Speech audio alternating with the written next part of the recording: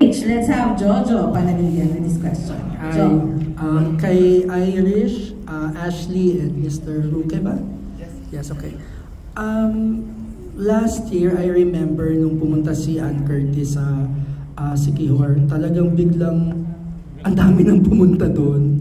So, by next month, magsisimula na magplano for summer vacation. Meron bang rising star destination sa Pilipinas sa 2026?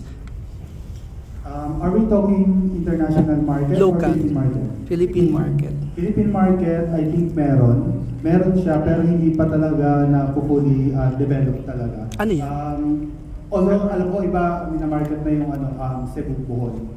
But I think Cebu Bohol is really great place to for students to learn more, not only in biodiversity as well as culture in Cebu.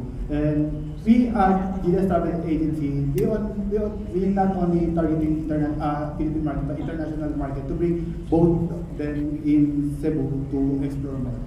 So what you're saying is, as far as your agency goes, yun ang may pinakamadaming inquiries, Cebu and Bohol. Yeah, Cebu, Bohol. As well, especially yung mga pupunta ng nag-boat, nag-diving, nag-whale shark and sardine. So yun pa din. Ayun ang pinakamalaking market sa amin, sa part namin. Kapag mga target market namin is Chinese citizen. Na kasi since na-market namin siya sa China.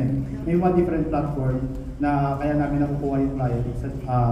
That's why ang ginagawa namin, ino-offer namin una Cebu, ang pinaka-top destination for international.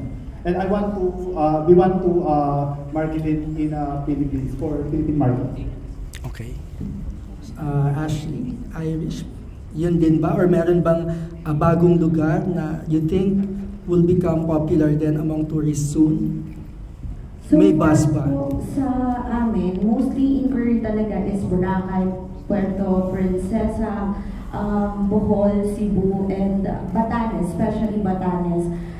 May mga foreigners din po kasi talaga na may specific area lang sila na gustong puntahan na kumbaga, pag nakaset na po yung mind nila na yun yung gusto nilang puntahan, yun talaga yung gusto nila kahit anong price pa siya.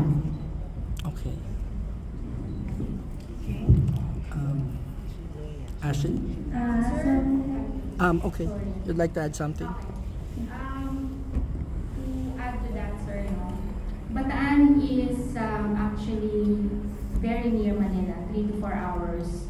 And the road is paved, meaning maganda yung mga daan papuntang Bataan. And there is a Cavite-Bataan bridge already on its on process ba or gawa na siya na it takes about 1 to 2 hours from Cavite to Bataan.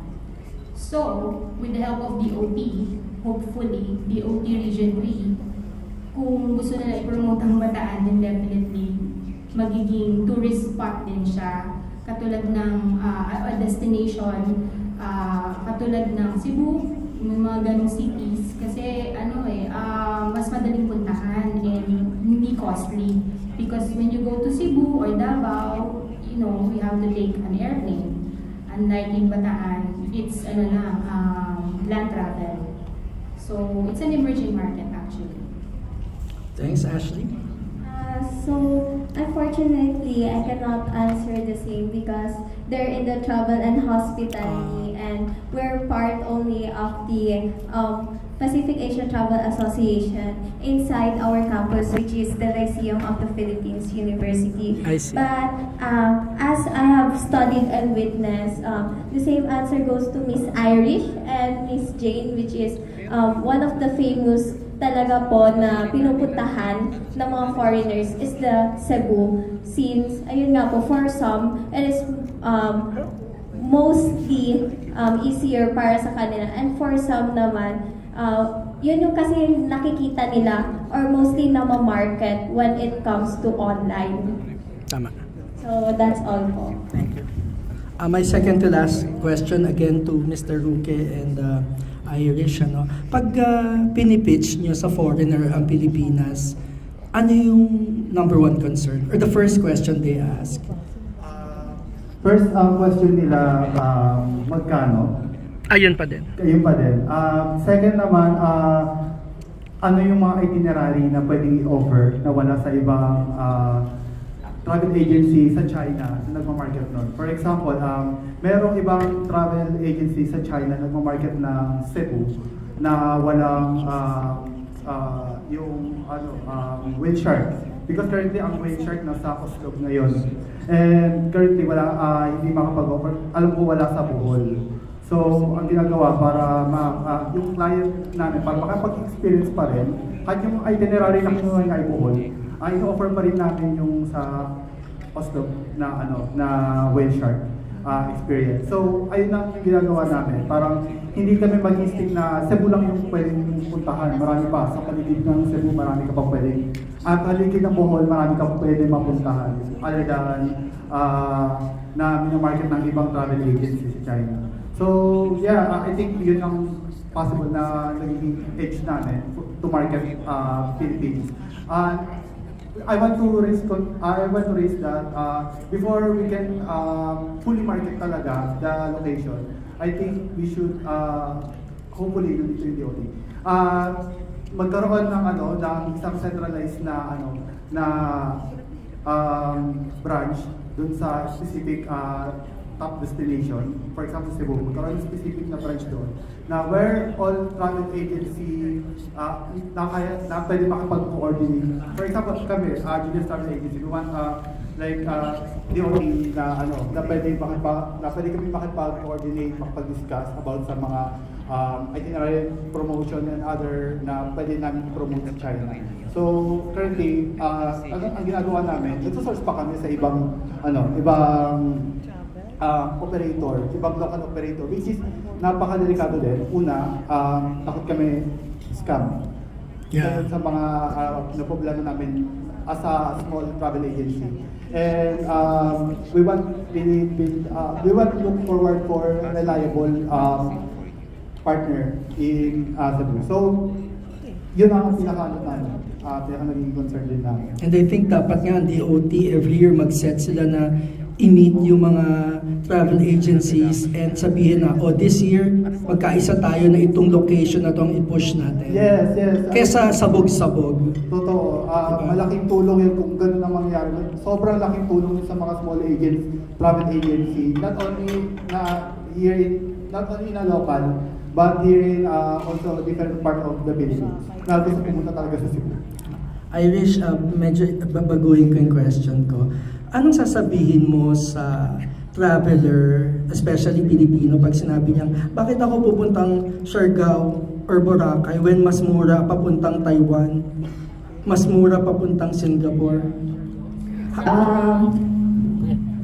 For that one po, Sir Bali, ang pwede ko pong may sagot dun sa question niyo probably is hindi nyo naman po makikita yung destination or yung attraction sa Boracay more than sa international.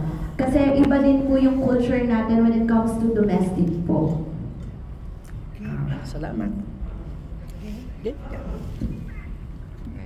Thank you, Sir Jojo. Rider PH. The last to ask the question is from ABS-CBN.com and JournalNews.com, Ms. Leah Salterio.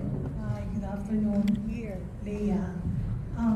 Is there anyone who have joined the World Travel Expo from the start, like for the past 9 years? No one. So the longest that one has joined, is there something, probably can answer this, is there something that is really fulfilling for you joining the World Travel Expo? Or is there something that was disappointing for you? And then for the first timers, especially Manila Hotel, is there something? What are the things that you really expect in the World Travel Expo? Yeah, first question. Ms. Leia? Yes. Ms. Leia, it's our first time actually La Jolla joins World Travel Expo. The one from Bataan. Yes. So, ang expectations namin, makabenta kami and mabawi namin yung binayad namin sa food, which is the reality, no? That's a very, yeah, we have to be practical. In the business side, we have to sell. So, ang very disappointing is yung hindi kami makabenta sa Travel Expo. But of course, networking, maganda ring networking yung nakasali ka sa Travel Expo. Yung mileage na makukuha natin, exposure, and yung brand image that we're communicating to the public is makikilala nila si La Jolla.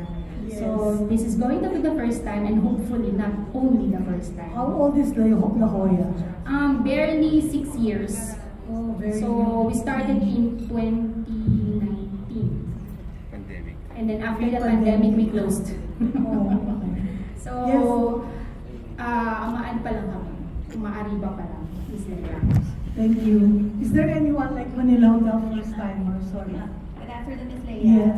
As mentioned by Ms. Miles earlier, of course, yung expectation is ROI, first of all. And then we also, this is a good exposure for the property, especially for Manila Prince, because it's fairly new compared to Manila Hotel. Around 7 years yung Manila Prince, while Manila Where is Hotel. Manila Prince? Sorry.